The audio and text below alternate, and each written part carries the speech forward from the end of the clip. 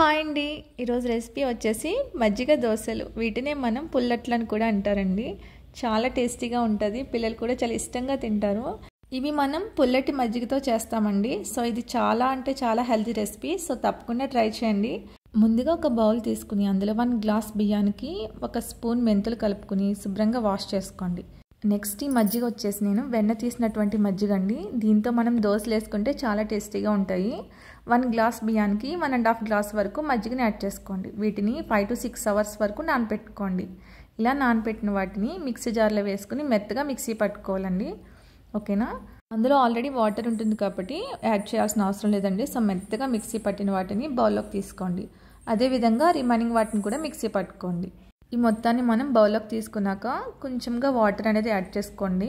So మనకి అట్లు పోసుకోవడానికి వీలుగా అనేది వాటర్ అనేది కలుపుకోండి. ఎక్కువ వేస్తే మళ్ళీ జోరైపోతుంది. ఈ విధంగా కలుపుకున్నాక సరిపడా సాల్ట్ కలిపి బాగా కలుపుకుని మూత పెట్టి ఒక 1/2 అవర్ పక్కన పెట్టుకోండి. ఓకేనండి. సో కొద్దిగా పెనం మీద ఆయిల్ రాసుకొని అట్ల కింద పోసుకోవాలండి.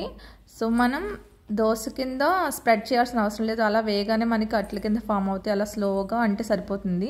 పైన కొద్దిగా ఆయిల్ వేసుకుని మీడియం ఫ్లేమ్లో అట్లనే కాల్చుకోండి.